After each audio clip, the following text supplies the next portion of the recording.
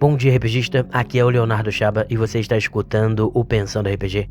E hoje vou contar a história de um dos seres mitológicos mais incompreendidos, algo que certamente mostrará a vocês o poder das tragédias gregas, a sua capacidade de nos fazer parar por um momento e sentir, de nos fazer refletir sobre o mundo e sobre a própria existência humana. E falarei aqui da história da Medusa, uma mulher que foi amaldiçoada, transformada em um monstro por causa da inveja, da luxúria e da ira dos próprios deuses, em uma história trágica que nos fará refletir sobre a própria condição humana e que, certamente, nos inspirará a pensar em novas histórias e em novas aventuras.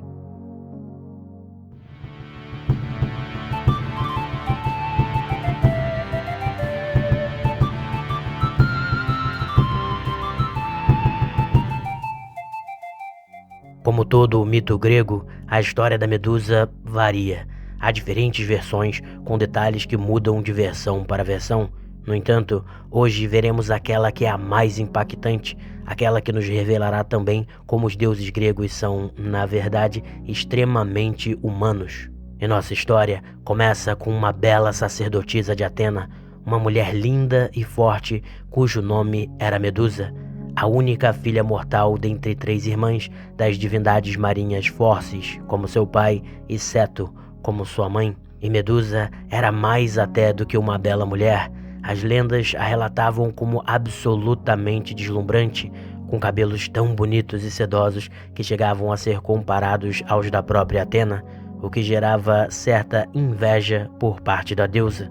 Com o tempo, pessoas dos lugares mais longínquos visitavam o templo de Atenas em que Medusa era sacerdotisa, simplesmente para vislumbrarem a sua beleza. Ela, porém, não ligava, mantendo-se devota à sua deusa e, inclusive, se mantendo pura, celibata, já que essa era a condição para que ela pudesse ser uma das sacerdotisas de Atena. E tudo parecia feliz e tranquilo, mas, como diz o velho ditado, tudo não passava da calmaria antes da tempestade.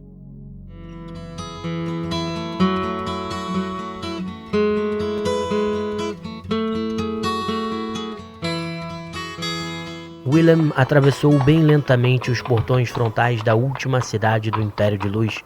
Ele puxou as rédeas do cavalo, respirou fundo, sentindo o ar mais pesado que emanava das florestas selvagens e depois olhou para trás. Como era linda a última cidade, ele pensou, enquanto fitava o seu enorme portão de ferro e suas muralhas de pedra de quase 15 metros de altura. Elas tinham sido construídas com uma largura e solidez extraordinárias que não se comparavam a nenhum forte em todo o Império, e no topo da torre principal brilhava o penúltimo cristal de luz, como um farol que iluminava toda a cidade com sua aura radiante, para depois se expandir e cortar o manto de escuridão que recobria todo o mundo, abrindo espaço para que a vida florescesse e para que os humanos pudessem sobreviver. Ele sacudiu as rédeas lentamente e voltou a se movimentar. Seguia agora pela famosa trilha de despedida, que ligava a última cidade à famosa Taverna Limiar da Luz, o local em que se encontrava o último cristal, o ponto em que acabava a civilização e o mundo era tomado pela escuridão total, pelo breu sobrenatural do manto negro. E Willem sorria, conforme via a taverna crescer em seu campo de visão, um enorme casarão de tijolos, com um teto todo recoberto de telhas e algumas vigas de sustentação feitas de madeira nobre. A construção tinha um aspecto aconchegante, como que um último alento àqueles que se embrenhariam nos perigos escondidos pela escuridão. Em seu topo, dentro de uma pequena torre de tijolos e de telhas de cerâmica, encontrava-se o último cristal, brilhando intensamente como o último rastro de civilização. Logo depois, vinha a muralha de escuridão, a fronteira com as terras selvagens e obscuras, uma parede sólida, sem luz e sem vida, em que até mesmo os sons eram abafados. Willem sorriu novamente. Era justamente para lá que ele iria, mas precisava ainda falar com seu tio, o dono da taverna Limiar da Luz. Precisava conversar com ele sobre alguns monstros e lendas. Precisava se informar para caçar as mais terríveis e mitológicas criaturas. Somente assim poderia se tornar um cavaleiro, poderia retornar à corte como um herói. E que os assassinos noturnos não o surpreendessem, sussurrou ele para si, que os assassinos noturnos não o surpreendessem. A tragédia de Medusa começa em uma caminhada às margens do oceano. Ali, ela foi avistada por Poseidon, o deus dos mares, que foi absolutamente arrebatado por sua beleza e passou a desejá-la intensamente. Além disso, na época, ele e Atena possuíam uma rixa, e a ideia de se apossar de uma das sacerdotisas da deusa foi vista pelo deus como uma forma de atingi-la. Por isso mesmo, ele passou a cortejar Medusa. Ela, no entanto, mais uma vez, manteve-se fiel à deusa Atena, rechaçando todo e qualquer avanço de Poseidon. Mas os deuses gregos, como bem disse, são pra lá de humanos, e tal negativa deixou Poseidon furioso. É claro que ele não aceitaria um não como resposta, ainda mais vindo de uma mera mortal. E por isso, ele seguiu Medusa até o templo de Atena, para o qual ela se deslocou em busca do auxílio de sua deusa. Mas, naquele dia, nenhuma ajuda foi dada, e Medusa ficou desprotegida e desamparada. Poseidon, então, invadiu o templo e estuprou Medusa, e foi só então que Atena apareceu, furiosa por seu templo ter sido dessacrado. Ela, porém, não podia naturalmente punir um deus, e por isso destilou toda a sua fúria sobre Medusa, amaldiçoando-a. Seus belos cabelos foram transformados em terríveis serpentes e sua figura se tornou monstruosa, fazendo com que qualquer um que olhasse em seus olhos fosse transformado em pedra. E o pior, tal maldição era apenas o começo do sofrimento de Medusa. Por muitos anos, a lenda de sua transformação fez com que inúmeros guerreiros e heróis a vissem como uma possibilidade de glória e partissem rumo ao templo com a intenção de matá-la. Todos, no entanto, falharam, exceto pelo filho da mortal Danae com Zeus, o deus dos deuses. Esse era Perseu, mas seu feito também foi influenciado pelas divindades, como veremos a seguir.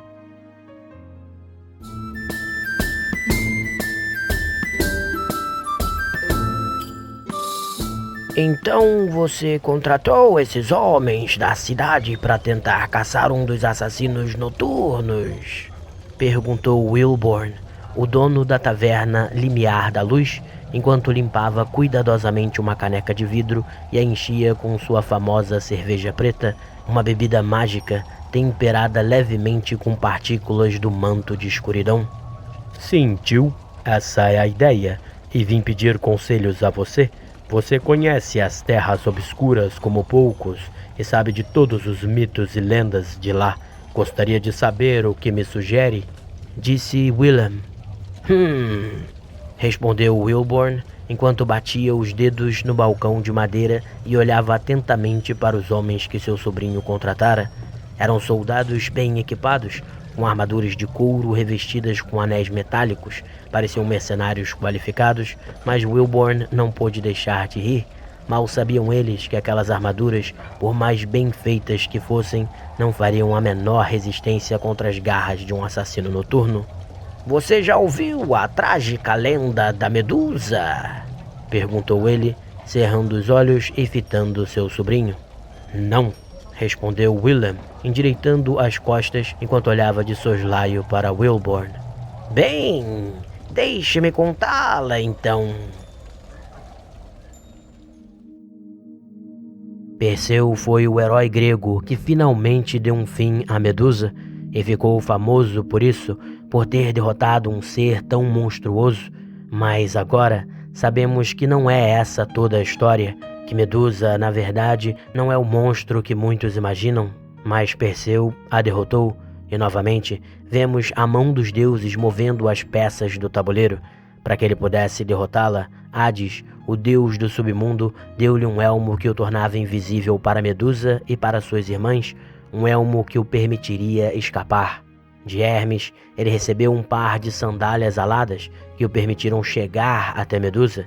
E por fim, além de uma espada, Atena lhe deu o seu famoso escudo para que ele pudesse observar Medusa através de seu reflexo sem ser petrificado. E assim, Perseu a derrotou, cortando sua cabeça. No entanto, o mito de Medusa ainda não acaba por aí. Quando de sua morte, ela estava grávida dos filhos de Poseidon, e de seu sangue, por isso, surgiu Pégaso, o cavalo alado divino. E dali surgiu também Crisaor, um gigante. Além disso, Perseu ficou com sua cabeça e passou a utilizá-la como um amuleto de proteção. E depois, Atena chegou a colocar a cabeça de Medusa em seu escudo, e a partir daquele momento, ela se tornou um símbolo que não representava um ser monstruoso, mas que representava o bem. Sua cabeça se tornou um farol da bondade, um amuleto de proteção utilizado para combater as forças do mal. E assim temos a trágica história da Medusa. Mas há ainda mais sobre a sua mitologia, mais complexidade em diferentes vertentes e versões, e certamente será válido colocar algumas delas aqui para vocês.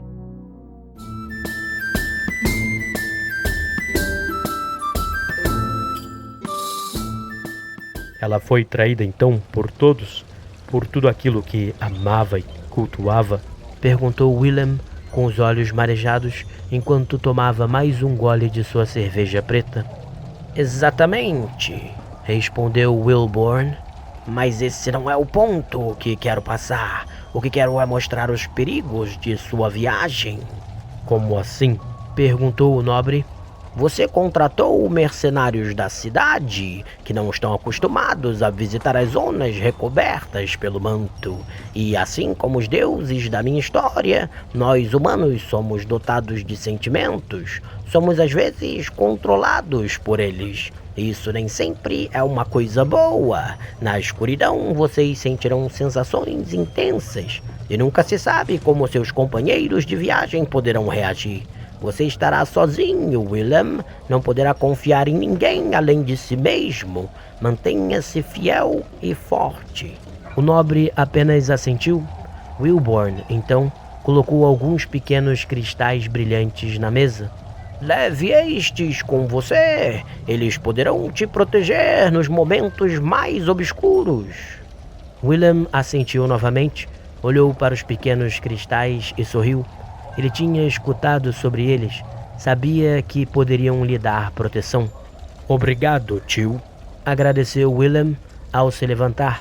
Logo depois, ele e seu grupo se retiraram da taverna, saindo pela porta dos fundos e desaparecendo em meio à parede de escuridão. No rosto de cada um dos mercenários era possível ver a mais pura expressão do medo. Apesar da mais famosa e trágica história de origem grega, a que acabo de contar aqui para vocês, há diferentes versões da figura da Medusa. Em especial, por ela ser uma figura mitológica, assim como Atena, que precede o período grego. Figuras que foram, por isso, absorvidas pela cultura helênica, mas que possuíram outros significados em épocas diferentes. Mesmo na Grécia, em histórias contadas por Homero e Hesíodo, temos versões diferentes da Medusa, em que não há uma inimizade com Atena. Há versões, inclusive, em que desde seu nascimento ela já era uma górgona, assim como suas irmãs, que é o nome dado à sua figura monstruosa. Há também versões que nos dizem que Medusa e Atena são, na realidade, duas faces de um mesmo poder sagrado. E mais interessante ainda, há estudos que mostram que ambas seriam, na realidade, divindades de povos anteriores aos gregos, com significados bem diferentes dos atuais. Atena não seria uma deusa da guerra, mas uma deusa cósmica da vida, da morte e da regeneração, cultuada pelos povos europeus antigos. E a representação de Medusa, nesse caso, também vai por esse caminho. Segundo Heródoto, os mitos da Medusa surgiram no norte da África, um local em que a figura da serpente era vista como símbolo de boa fortuna e de alegria. Além disso, sua figura também estaria ligada à imagem da serpente com asas, que, assim como Atena, representa a morte, a vida e a regeneração. Nas lendas africanas, as serpentes do deserto do Saara teriam surgido do sangue da Medusa, mas, como foi explicado, tais animais não eram vistos como algo maligno, muito pelo contrário. Enfim, espero que tenham gostado da mitologia dessa figura trágica e emblemática e que isso traga muita inspiração para vocês.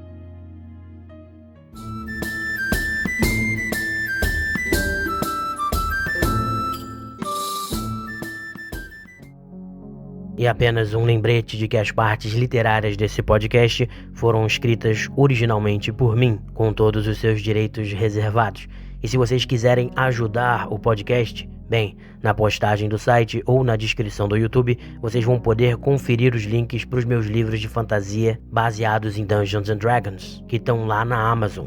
Basta que vocês comprem por ali, e para ler com qualidade, basta baixar o aplicativo do Kindle para o celular ou para o tablet, que a leitura fica absolutamente excelente. Além disso, quem não experimentou ainda o Amazon Prime, o excelente serviço de streaming da Amazon, pode clicar no link que eu vou colocar aí e testar esse serviço de graça por 30 dias, algo que também ajuda o podcast. E o mesmo vale para o serviço de leitura da Amazon, o Kindle Unlimited. Pelo link, vocês podem testá-lo de graça por 30 dias e de quebra ainda ler os meus livros sem pagar nada. Mas eu recebo. Enfim, até o próximo episódio, pessoal.